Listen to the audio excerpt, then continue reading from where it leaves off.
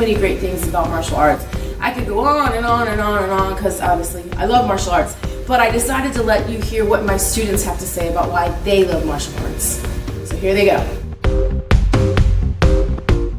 For me, martial arts gives me a break from the outside world and lets me sort of release my emotions when I get onto the mat.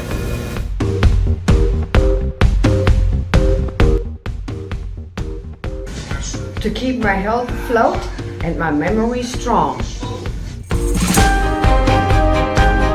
Getting on the mat helps me forget about any other issues I'm having in life, and it gives me the confidence that I need.